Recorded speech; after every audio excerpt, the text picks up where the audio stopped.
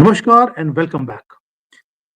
ये कभी मैंने सोचा नहीं था कि इंडिया अलायंस में से राहुल गांधी खुद ही बाहर निकल जाएंगे, यानी कि भगोड़ा दोबारा से भाग गया। इसको मालूम था कि अखिलेश यादव हो, ममता हो, ये इसको इंडिया अलायंस में नहीं रखने देंगे। ये एक खुद एक देश के लिए लायबिलिटी बन चुका है। ये बेचारा खुद ही भाग के लगता है। अब इस पे बात करते हैं कि इंडिया अलायंस से कांग्रेस के बाहर निकलने का इंडिया अलायंस को फायदा है या नुकसान है, और बीजेपी को भी क्या ये फायदा या नुकसान की स्टोरी है। और कुछ बात करेंगे बिहार के ऊपर बाद में, वेस्ट बंगाल पे भी और यूपी पे भी। बात करेंगे अवनीश जी के साथ। अवनीश जी, जय सिया राम। जय जय श्री राम। सुमित जी, आपके सभी दर्शकों को प्रणाम। जी सर। सर, राहुल गांधी फिर भाग गया। अभी इंडिया अलायंस से भागा है, वैसे बोलना चाहिए इंडिया से भाग गया। क्या राहुल गांधी इंडिया से भाग गया है? जी। देखिए साहब, राहुल गांधी इंडिया से कभी नहीं भागेगा, क्योंकि राहुल का भारत में रहना भारत के हित में है और भारत के लिए बड़ा जरूरी है। भारत के सनातनियों के लिए बड़ा जरूरी है। भारत की एकता, अखंडता के लिए जरूरी है। और भारतीयों में जागरण के लिए राहुल गांधी नाम का ये विष रहना जरूरी है। बहुत सारे लोग ये कहते हैं कि मोदी जी, सोनिया गांधी के ऊपर इतने चार्जेस हैं, जेल क्यों नहीं भेजते। अव्वल तो मोदी जेल नहीं भेज सकते, जेल तो अदालत भेजती है, जमानतें भी अदालत देती है।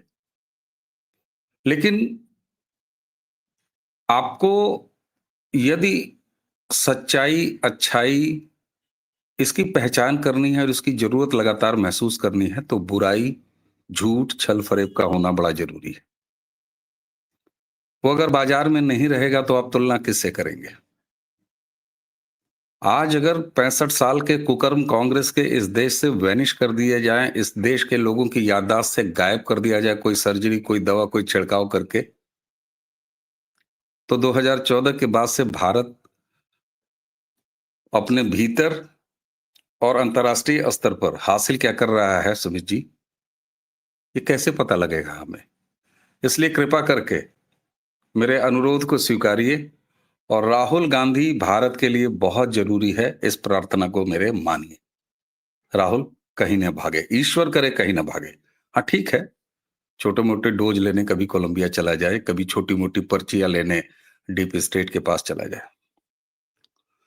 साहब देखिए, इंडिया अलायंस कभी था ही नहीं।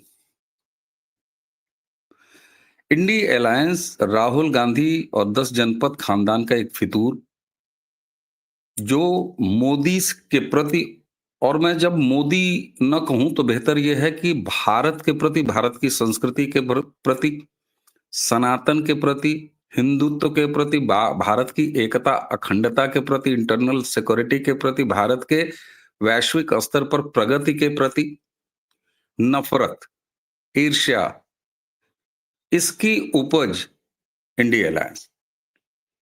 और एक चीज और, जब अस्तित्व खतरे में हो तो आप तो अंतर्राष्ट्रीय स्तर पर ट्रेवल करते हैं, आपने कभी देखा है कि झुंड बना लेते हैं जानवर, जब अस्तित्व का संकट आता है तो एक दूसरे से चिपक जाते हैं। बंदरों के बारे में ये बहुत सारे वीडियोस लोगों ने देखे होंगे। मैंने प्रत्यक्ष भी देखा है, जब शीतलहरी आती है और उनको गर्मी लेनी होती है, उनके अस्तित्व पर संकट आ जाता है, तो एक दूसरे से चिपक जाते हैं। इसी का नाम था इंडिया अलायंस। क्यों? क्योंकि दूसरी तरफ प्रखरता से राष्ट्रवाद उभर रहा था, 2014 में उभर गया था। एक बार इन्हें लगा कि कोई बात नहीं, एक अचानक का सूरज है, उगा है, अस्त हो जाएगा। लेकिन शायद इन्हें भारत के राष्ट्रवादियों की मानसिकता का अंदाजा नहीं था।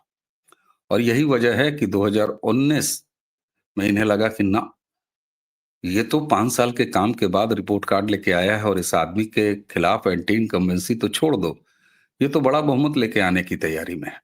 और तब इंडिया अलायंस है, 2024 में इंडिया अलायंस है। साहब ये केवल स्वार्थ की पूर्ति थी और अलग अलग एलिमेंट जिन्हें इस देश के राष्ट्रवाद से, मोदी नहीं, मैं कहता हूं मोदी से तुम खतरा महसूस करो, हमें आपको क्या। वो भारतीय जनता पार्टी के एक लीडर हैं, हमें वो विकल्प अच्छा लगा तो हमें उन्हें, उनकी पार्टी को इतना बहुमत दे दिया कि वो प्रधानमंत्री बन गए। इसी बात के तो मोदी हैं। तुम अगर नरेंद्र मोदी को, उनकी पार्टी को होम्योपैथी के दवा की खुराक की तरह सुबह, दोपहर, शाम, रात को सोते समय या हर 2 घंटे पर गाली देना चाहते हो तो मेरी बला से, आपकी बला से दो ना। लेकिन तुम भारत माँ को गाली दोगे, भारत को गाली दोगे, सनातन को गाली दोगे और बेटा हम तुम्हें छोड़ देंगे ना। अच्छा, हमारे हाथ में पत्थर तो होता नहीं, हम मजहबी हैं नहीं, हम वाली भीड़ है नहीं, तो फिर हमारे पास है क्या? ईश्वर ने हमें ये 2 हाथों की हथेलियों में उंगलियां दी हैं और इसके लिए ईवीएम दिया है। हम वो काम कर रहे हैं और लगातार कर रहे हैं। तो दरअसल ये सारे डरे हुए और भारत के शत्रुओं का गठबंधन था, जिसमें उत्तर प्रदेश में अखिलेश यादव शामिल, बिहार में लालू प्रसाद यादव का परिवार शामिल, वेस्ट बंगाल में ममता बनर्जी शामिल, दिल्ली का ठग आम आदमी पार्टी का अरविंद केजरीवाल शामिल, जो दिल्ली को ठगने से अब तो वंचित कर दिया गया, लेकिन मैं पंजाब की प्रबुद्ध जनता की बाट जो रहा हूं कि वो उन्हें कब सदगति आएगी, उन्हें कब सद्बुद्धि आएगी और वो पंजाब को लुटने से बचाएंगे। सनातन को डेंगू मलेरिया कहने वाले स्टालिन एंड खानदान, ये सारे इनका एक अलायंस था। आपने देखा होगा लोकसभा चुनाव के बाद ही दिल्ली में ये अलायंस कहीं नजर नहीं आया, हरियाणा के चुनाव में कहीं नजर नहीं आया, एक दूसरे के खिलाफ खड़े थे। और तो और अभी हालिया बिहार के चुनाव में फ्रेंडली फाइट।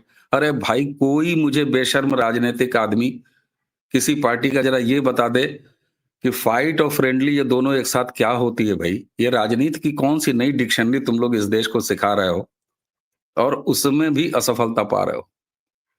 और एक चीज अब मैं गंभीरता से कह रहा हूं, आपके मंच पर भी मैंने कई बार कहा और अपने मंच पर कहा, लगातार मैंने कहा कि राहुल गांधी तेजस्वी को बर्बाद करने की नीति पर काम कर रहे हैं। मैंने पूरी क्रोनोलॉजी 2005 से लेकर 2009 लालू, राबड़ी, मीसा इनके ऊपर घोटालेबाज लिखने के बाद तेजस्वी के ऊपर घोटालेबाज, और दिसंबर का महीना आने वाला है, फैसला आ जाएगा किसी भी वक्त। मीसा, लालू, तेजस्वी और उनकी मां राबड़ी देवी जेल चली जाएंगी, इसमें कोई शक नहीं। दोनों case open and shut cases हैं। ये पूरी प्लानिंग थी। इंडिया गठबंधन कथित रूप से जिंदा करके राहुल गांधी क्षेत्रीय राजनीतिक दलों की राजनीति खाने के लंबी प्रक्रिया पर काम कर रहे हैं। उन्हें पहली सफलता दिल्ली में हासिल हो गई अरविंद केजरीवाल के रूप में। दूसरी सफलता राहुल गांधी को बिहार में प्रचंड रूप से हासिल हो गई, लगभग राजनीतिक रूप से बर्बाद करके तेजस्वी यादव और लालू प्रसाद यादव के पॉलिटिकल लेगेसी को। अखिलेश यादव के साथ अगर 2027 का चुनाव राहुल गांधी लड़ लें तो भी अखिलेश यादव का खात्मा तय है, अलग लड़ लें तो और आराम से खात्मा तय है। इसलिए राहुल गांधी अब कांग्रेस को अकेले लेके चलेंगे। किस बिना पर? बिहार के चुनाव में ओवैसी महागठबंधन में शामिल होना चाहते थे, लेकिन यही राहुल गांधी ने ओवैसी के प्रतिनिधि को राबड़ी और लालू के घर से डांट के बेइज्जत करके भगवाने पर मजबूर कर दिया। क्यों? क्योंकि राहुल जिस गाड़ी को ड्राइव कर रहे हैं उसके पीछे लिखा हुआ है, आजा मेरी गाड़ी में बैठ जा रजिया। राहुल गांधी और कांग्रेस का इकोसिस्टम अब रजिया को तमाम इन क्षेत्रीय गुंडों के बीच में नहीं फंसाना चाहता है। वो इस जुमले से इस देश के मुसलमानों को बाहर लाना चाहता है कि पैन इंडिया हम तुम्हारे विकल्प हैं, पहले भी थे, तुम हमारे थे और हम तुम्हारे थे सनम। इसलिए रजिया गुंडों के बीच में मत फंसो, अखिलेश यादव के बीच मत फंसो, तेजस्वी के बीच मत फंसो, महाराष्ट्र में किसी के बीच मत फंसो, पूरे देश में किसी के बीच मत फंसो। तुम्हारे जिन अंधे वोटों और भेड़ों की तरह झुंड में एक वोट बैंक के तौर पर हमें कास्ट कर किए हुए वोटों की बदौलत हमारे परनाना ने, हमारी दादी ने, हमारे बाप ने, हमारी माँ ने रिमोट से सरकार चलाई, तुम एक बार फिर वापस आ जाओ। रजिया भी इस बात को लेकर धीरे धीरे राजी है। उसकी वजह है, रजिया ने यह देख लिया कि उसका प्रेम इकट्ठा होने के बाद भी 2014 से पनप नहीं पा रहा है। नरेंद्र मोदी नाम के एक व्यक्ति ने, उसकी राजनीति ने इस देश में मुसलमान वोट बैंक को न्यूट्रलाइज कर दिया है, समाप्त कर दिया है। निष्प्रयोज्य कर दिया है, बिना असर वाला कर दिया है, कोई असर नहीं हो रहा। मुसलमान वोट बैंक के न चाहते हुए भी लगातार तीसरी बार सत्ता में नरेंद्र मोदी खड़े हैं और डबल इंजन सरकारों की संख्या भी उत्तरोत्तर बढ़ती चली जा रही है। क्या कोई कल्पना आप या कोई दर्शक कल्पना कर सकते हैं? मैं एक मामले में नरेंद्र मोदी जी से असहमत रहता हूं। ठीक है साहब, आप सबका साथ सबका विकास, बड़े आदमी हैं, आप करते रहिए। लेकिन आरएसएस के ये जो राष्ट्रीय मुस्लिम मंच टाइप के ये फितूर हैं, और ये है कि नहीं हमको मुसलमान भी वोट देगा। अरे साहब ठीक है, देगा नहीं देगा वो आप जानिए, लेकिन ये बात तो तय है कि क्या उत्तर प्रदेश में 2017 में मुसलमानों ने ये चाहा होगा कि योगी आदित्यनाथ मुख्यमंत्री बन जाए और भाजपा को बहुमत मिल जाए ताकि योगी आदित्यनाथ मुख्यमंत्री बन जाए? साहब कलेजे पर सांप लौटा होगा, सांप। 2022 में क्या आप सोच सकते हैं किसी रजिया, किसी अब्दुल ने ये सोचा होगा, यही कल्पना की होगी या चाहता होगा कि योगी आदित्यनाथ एक बार फिर से रिपीट हो जाए? नहीं ना। इसलिए वो भी परेशान है कि हम अब कुछ भी उखाड़ नहीं पा रहे हैं। वो जान रहा है कि हमने यूपी में मुलायम को ढोके, लालू का दरी बिछा के, ममता का दरी बिछा के, महाराष्ट्र में कभी शरद पवार के पीछे, कभी रंग बदलते हुए उद्धव ठाकरे के पीछे, एमपी में कांग्रेस के पीछे, राजस्थान में कांग्रेस के पीछे, चूंकि उधर क्षेत्रीय पार्टियां नहीं हैं, दिल्ली में अरविंद केजरीवाल नाम के ठग गिरोह के पीछे, पंजाब में जो कुछ भी थोड़े बहुत हैं उनके पीछे। हम अंततः इस देश में सनातन प्रेमी सत्ता को आने से रोक नहीं पा रहे। साथ में रजिया ये भी जानती है कि ये अकेली कांग्रेस की एक गाड़ी है जो कश्मीर से लेकर कन्याकुमारी तक अपनी उपस्थिति दर्ज कराती है। यानी रजिया के लिए कश्मीर से लेकर कन्याकुमारी तक कांग्रेस की एक गाड़ी है जिसमें फुदक के रजिया बैठ सकती है। कल को, आज मैं भविष्य आपको बता दे रहा हूं, आगे आने वाले लंबी रणनीति के तहत अगर कभी आपको भारत में कांग्रेस और ओवैसी का अलायंस दिखे तो बहुत ज्यादा चौंकिएगा मत। कारण ये कि अगर केरल में मुस्लिम लीग के साथ कांग्रेस अपनी राजनीति कर सकती है, उस मुस्लिम लीग के साथ जिसने हमारे देश के 2 टुकड़े किए, उसके बाद भी उसके एक छोटे से चौपाए को, जो कि अपना अस्तित्व, अपना नाम तक जिंदा रखे हुए है केरल में, उसके साथ अलायंस में है, तो मैं क्यों नहीं ये मानूं कि मुसलमान वोटों के फेर में और उनको एक साथ एक जगह लाने के बड़ी योजना के तहत ओवैसी अगर कल को अलायंस करते हुए आपको दिखाई दे जाए। और ओवैसी को भी मैं सलाह दूंगा कि बिल्कुल आप अलायंस करिए कांग्रेस के साथ। क्यों? क्योंकि इस देश में अब डिवाइडर पर खड़े हुए राजनीति का वक्त जा चुका है। या तो तुम भारत प्रेमी हो या तो तुम भारत द्रोही हो, 2 ही धाराएं हैं, अब तीसरी नहीं है। इसलिए इंडिया अलायंस को समाप्त होना ही था। भले कांग्रेस इसको औपचारिक रूप से स्वीकार न करे, लेकिन मैं दर्शकों से यह कहता हूं कि दर्शकों जरा विचार कीजिए, इंडिया अलायंस था ही कब? बिहार में आपने देखा पल पल तेजस्वी यादव को हराने पर, उनकी राजनीति को समाप्त करने पर लगे हुए थे।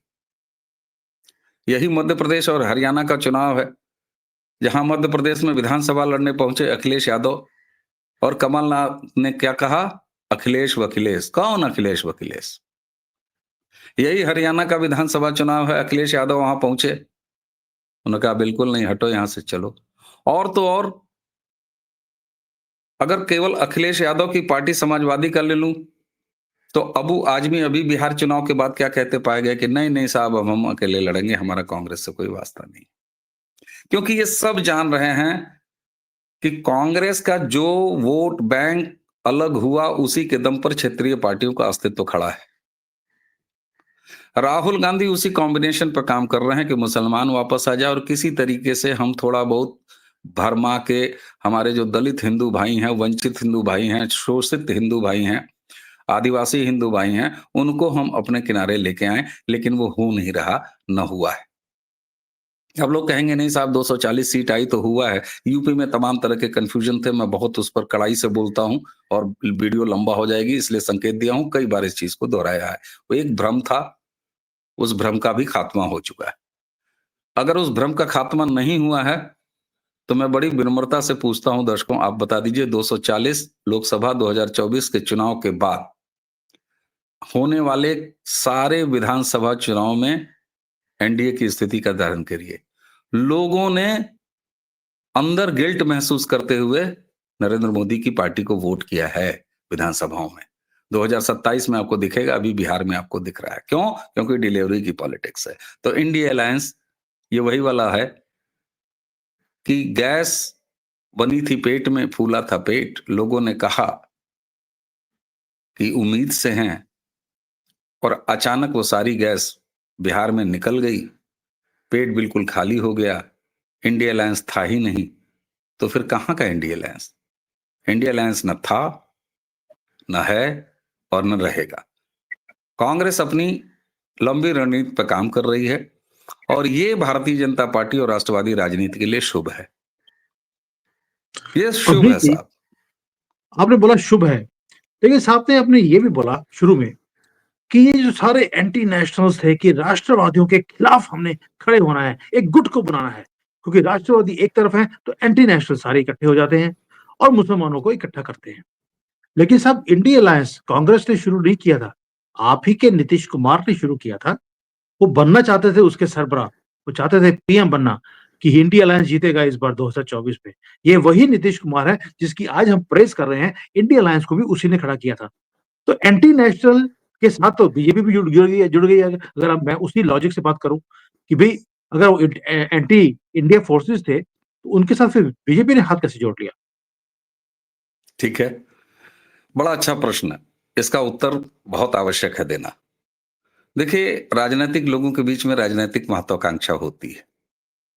नीतीश कुमार ने जो इंडिया अलायंस की इनिशिएटिव लिया था, वो उनकी राजनीतिक महत्वाकांक्षा से थी। अगर वाकई उनके अंदर देशद्रोहिता होती और देश को बर्बाद करने की कीमत पर राजनीति करने का वो गुण होता, तो नीतीश कुमार इंडिया अलायंस में ही रहते और अच्छे नेता रहते। क्या नीतीश कुमार को किसी ने थप्पड़ मार के भगाया था? आत्मावलोकन किया उन्होंने, और आत्मावलोकन के बाद वो वापस आए। ये फर्क है। यही फर्क मैं कैप्टन अमरिंदर सिंह में देखता हूं। वो भी तो कांग्रेस के थे, लेकिन कैप्टन अमरिंदर सिंह कभी देशद्रोही नहीं हो सकते। नहीं हो सकते साहब। गुलाम नबी आजाद कभी देशद्रोही आदमी नहीं हो सकता। सनातन को गालियां देते हुए कभी देखा है आपने कैप्टन अमरिंदर सिंह को, या गुलाम नबी आजाद को, या नीतीश कुमार को? कभी देखा हो तो आप मुझे बता दीजिए। नीतीश कुमार को आज भी मनाने पर लगे हुए हैं लोग। तो ये कैसे मान लिया जाए कि नीतीश कुमार को वहां पर उपेक्षित होना पड़ा? जिस तरह की कहानियां उस समय चली थी कि इनको कोऑर्डिनेटर नहीं बनाया गया और इनको लीड चेहरा नहीं बनाया गया, इसलिए क्योंकि कांग्रेस जहां पर है वहां देशद्रोहिता है, देश के खिलाफ सेंटिमेंट है, उत्साह है। और कांग्रेस कभी भी 10 जनपद परिवार से मुक्त नहीं हो सकती, वो उन्हें छोड़ नहीं सकती। और यही वजह है कि समय रहते नीतीश कुमार ने इंडिया अलायंस छोड़ दिया। राजनीतिक महत्वाकांक्षा क्यों नहीं होगी साहब? अगर राजनीतिक महत्वाकांक्षा न होती तो क्या 2013 में गुजरात से नरेंद्र मोदी की यात्रा दिल्ली तक हो पाती, संभव हो पाती? नहीं हो पाती। वो रहते वहीं। तो अगर 3 बार मुख्यमंत्री बनने के बाद नरेंद्र मोदी की राजनीतिक महत्वाकांक्षा, इसके साथ में देश सेवा और तमाम तरह की अच्छी अच्छी बातें नहीं जोड़ रहा हूं, लेकिन राजनीतिक महत्वाकांक्षा ही तो है। एक छोटे से प्रोफेशनल, वर्किंग प्रोफेशनल, हम आप जैसे लोग, अगर मान लीजिए किसी managerial, middle class managerial post पे है, अगर हमारे अंदर महत्वाकांक्षा ना हो तो हम तो जिंदगी भर असिस्टेंट मैनेजर ही बन के रह जाएं। फिर हमें जीएम क्यों बनना? हमें सीईओ क्यों बनना? हमें एंटरप्रेन्योर क्यों बनना? तो राजनीतिक महत्वाकांक्षा और देश के खिलाफ साजिश की मानसिकता, इन दोनों में फर्क है। अगर नीतीश कुमार में ये एलिमेंट होता तो आज भी कांग्रेस के साथ होते, इंडिया अलायंस के सबसे बड़े चेहरे होते, और निश्चित तौर पर बिहार में एक तगड़ी फाइट दे रहे होते। और जब वो अलग हुए हैं तो निश्चित तौर पर जिससे अलग हुए हैं उसके लिए संकट पैदा हुआ है, इसमें कोई शक नहीं है। नीतीश कुमार की क्वालिटीज क्या हैं जो उन्हें भाजपा का नेचुरल अलायंस बना के रूप में बनाती है? उसकी वजह जानते हैं? नीतीश कुमार आप उनके ऊपर भ्रष्टाचार का ठप्पा नहीं लगा सकते।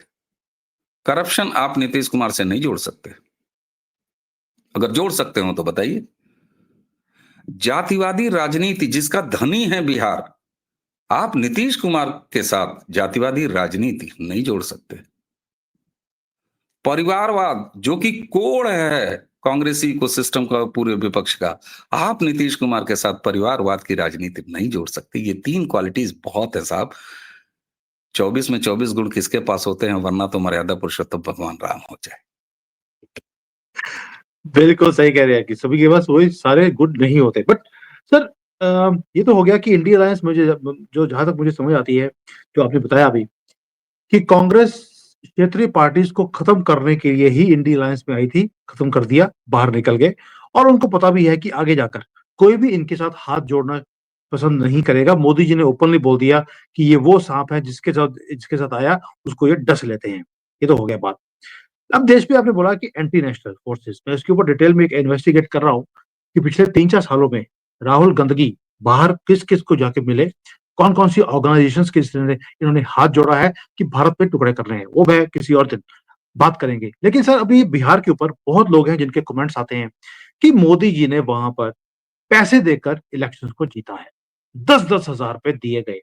ये कांग्रेस भी बोल रही है, और ये प्रशांत, जिसको एक भी, वैसे तो प्रशांत नाम नहीं होना चाहिए, परेशान नाम होना चाहिए उसका, क्योंकि बेचारा परेशान है, एक भी सीट जीत नहीं पाया। ये सभी जो लगे हुए हैं, और ऊपर से राजदीप सर सर से सुताई जैसे लोग, कि 10-10 हजार रुपए दिए गए। इसकी सच्चाई क्या है? क्या इंडिया अलायंस अब, जो पहले था ही नहीं या दिखने में था, उनको अब इस हरकतों पे आना पड़ रहा है अपनी फेस सेविंग करने के लिए? साहब देखिए, हरकतें तो अभी वो मुझसे अगर सलाह मांगे तो मैं उन्हें कई हरकतों की लिस्ट बना के दे सकता हूँ कि तुम अपने फेस सेविंग के लिए ये भी कर सकते हो, ये भी कर सकते हो। जैसे तुम ये कह सकते हो कि छठ के पूजा के अवसर पर इलेक्शन कमीशन ने ये बिहार का चुनाव रख दिया। सारे लोग सेंटिमेंट में थे, सारी भीड़ वहां थी।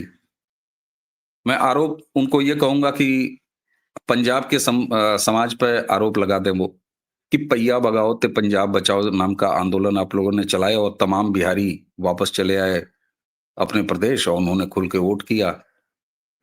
और चूंकि विपक्ष का संबंध आम आदमी पार्टी से है, इसलिए खिलाफ वोट किया और एनडीए को वोट कर दिया। ये 2 सुझाव मैं उनको दे रहा हूं कि ये भी कहो। ऐसे 1 दर्जन सुझाव मैं उन्हें दे सकता हूं कि फेस सेविंग के लिए तुम ये बहाने कह सकते हो, इसको बाजार में चूरन की तरह बेच सकते हो। अब आते हैं आपकी बात पर, 10,000 रुपए। साहब देखिए, ये क्या था जो फॉर्म भरवाया था लोकसभा चुनाव, हरियाणा चुनाव, महाराष्ट्र चुनाव में कांग्रेस ने, जिसको लेने के लिए मुस्लिम महिलाएं कांग्रेस के ऑफिसेस पहुंच गई थी। फ्री बीज के मैं खिलाफ हूं। वहीं पर राष्ट्रीय स्तर पर जो अन्न योजना चला रहे हैं नरेंद्र मोदी, उसके मैं समर्थन में हूं। आपको पता है मैं ग्राउंड लेवल से जुड़ा हूं, मैं कल्चरल एक्टिविस्ट हूं, मेरे पास हर तरह के नेटवर्क हैं, वहां से सूचना आती है। बहुत सारे लोग कहते हैं और ये जेन्युइन है, मैं मानता हूं कि ये कुछ अर्थों में ये सच है। कहते हैं मोदी जी जो ये अन्न देते हैं, फ्री राशन की योजना जो चला रहे हैं, उसको पात्र लोग लेते हैं और उसको उठा के बेच देते हैं। ठीक है साहब, कोई बात नहीं। लेकिन भूख से इस देश में मौत नहीं हो रही। और उसका भी मैं इकोनॉमिक्स आपको बता दूं कि मोदी जी वो फ्री अन्न योजना कैसे चलाते हैं। आप याद कीजिए, आप पंजाब से आते हैं, कोई ऐसा सीजन नहीं जाता था जिस साल करोड़ों करोड़ों कुंटल, मैं लाखों नहीं कह रहा हूं, करोड़ों करोड़ों कीमत के लाखों कुंटल गेहूं वो मंडियों में खुले मैदानों में रखे होते थे और बारिश आती थी, उसमें वो सड़ते थे और उनका ऑक्शन होता था। ऑक्शन के बाद वो कहां जाता था? वो शराब काकस के पास चला जाता था। क्यों? क्योंकि एफसीआई के गोदाम भरे होते थे। ये हमारे देश का अन्नदाता है जो भर भर के अनाज उपजा रहा है। आज स्थिति क्या है मैं आपको बताऊं, फूड ग्रेन को स्टोर करने की जो कीमत है, उस कीमत से कम कीमत पर नरेंद्र मोदी ये राशन लाखों परिवारों को बांट रहे हैं। सड़ाने और उन्हें शराब माफियाओं को मिट्टी की कीमत पर सौंपे जाने से ये लाख बेहतर है कि पात्र लोग अपना पेट भरें। उन्हें ये पता है कि 2 रोटी की हमारी व्यवस्था हो गई है, अब हमें इसके ऊपर सब्जी की व्यवस्था करनी है, उनकी जीवन की आकांक्षा बढ़े। तो आपने उस लेवल पर इस वेलफेयर स्कीम को चलाया। अब मैं आता हूं 10,000 रुपए पे। 10,000 रुपए किस लिए दिया गया है? अगर विपक्ष को आरोप लगाना है तो अरे नालायकों, 10,000 नहीं 2 लाख रुपए का आरोप लगाओ कि मोदी जी ने और नीतीश कुमार ने 2 लाख रुपए में एक-एक वोट खरीदा है। क्यों? क्योंकि ये उद्यमिता के लिए है जिसकी पहली किस्त 10,000 रुपए है और यही वजह है कि एक भी कोई एक शिकायत किसी अदालत में आपको इसके खिलाफ दिखाई दी? ज़बानी जमा खर्च सारा चल रहा है। ये उसी तरह का है कि राहुल गांधी ज़बान से चिल्लाएगा लेकिन एफिडेविट नहीं भर के देगा। मैं चैलेंज करता हूं कि अगर ये इन आरोपों में दम है और ये तुम कहते हो कि आचार संहिता शुरू होने के बाद भी 10,000 रुपए में वोट खरीदे गए हैं, तो जाओ ना, अदालत खुली है, सुप्रीम कोर्ट जाओ। ये वेलफेयर स्कीम फी बीज की नहीं है। ये 2 लाख रुपए उद्यमिता विकास के लिए दिए जाने वाले की पहली प्रीमियम किश्त है, जिसके बाद उनका परीक्षण होगा। अगर वो सफल रही तो उनको आगे अभी उसके मानक तय होने हैं और 2 लाख तक मिलेगा। ये आजीविका दीदी का 1 लाख से बढ़ के 1 करोड़ की फिगर है जिसके तहत आएंगे। अब ऐसे तो तुम ये भी कह सकते हो कि जो छोटे लोन मुद्रा योजना है, मुद्रा लोन, तो मुद्रा योजनाएं क्या इलेक्शन के बीच में पास नहीं हुई हैं? होती हैं, लगातार होती हैं। मनरेगा रुक जाता है क्या? मनरेगा तो सीधे अकाउंट में पहुंचता है ना। मनरेगा के काम रुक जाते हैं क्या? उनका पेमेंट रुक जाता है क्या? नए टेंडर रुक जाते हैं, ये अलग बात है, लेकिन जहां जिस प्रोजेक्ट पर मनरेगा के काम चलते रहते हैं वो रुक जाता है। फ्री राशन रुका क्या? करो, किस अदालत में तुमने चैलेंज किया? तो देखिए, वेलफेयर स्कीम, दूसरा किसी को शक्ति संपन्न करना, उसको उद्यमिता की तरफ आगे बढ़ाना, ये स्कीम अलग है और वोट खरीदना ये स्कीम अलग है। ये कांग्रेस की कार्यस्थानियां हैं। इसीलिए मरता क्या ना करता, मैंने तो 4-5 पॉइंट दे दिए, 8-10 पॉइंट और दे देता हूं कि अपना फेस बचा लो। तो जवानी जमा खर्च करते रहो। अगर हिम्मत है और वाकई नैतिकता बची है और तुम्हारे आरोप में अगर कोई दम है तो अदालत क्यों नहीं जाते? सुप्रीम कोर्ट तो बैठा हुआ है, वो तो रात को भी खुल जाता है, तुम्हारा इकोसिस्टम भी है, जाओ खुलवा लो। जी। सर मैं पहले बोला आपको, प्रशांत किशोर, जिसका नाम प्रशांत की बजाय प्रशांत ज्यादा होना चाहिए, क्योंकि जो मात मिली है उनको, उसके बाद से थोड़ा सा पागल हो गए हैं। और ये सारे एक ही चीज, कभी क्योंकि ईवीएम वोट चोरी के ऊपर बात नहीं कर सकते तो 10-10 हजार के ऊपर ये नया मुद्दा लेकर आ गए हैं। बट मुद्दा वो नहीं था। मुद्दा था कि राहुल गांधी इंडिया छोड़कर भाग गया है, या उसको मालूम था कि ये मुझे डंडे मारकर सारे ऑपोजिशन वाले मुझे बाहर निकाल देंगे, फेस सेविंग के लिए खुद ही बाहर निकल गया। इंडिया से, आपने बोला इंडिया से बाहर नहीं निकला है, ये हमारी खुशनसीबी है कि वो इंडिया में ही है। वो डॉट्स वाला इंडिया जो इन्होंने टुकड़ों टुकड़ों वाला इन्होंने इकट्ठा किया था झाड़ू मारकर, ये उसमें से खुद ही बाहर निकल गया, क्योंकि इसको मालूम था अब इसको लात मारकर वहां से बाहर निकाला जाएगा। ना अखिलेश उसको साथ में जोड़ने वाला है, ममता का तो सवाल ही नहीं है। Abhinay ji, thank you so much for this detailed analysis. It's very very important for people to know कि क्या हो रहा है, राहुल गांधी को बाहर निकलना क्यों पड़ा, और उसके बाद जो ये 10,000 का स्यापा इन्होंने नया शुरू कर दिया, उसकी सच्चाई क्या है। Thank you. जय हिंद, वंदे मातरम। जय जय श्री राम, प्रणाम।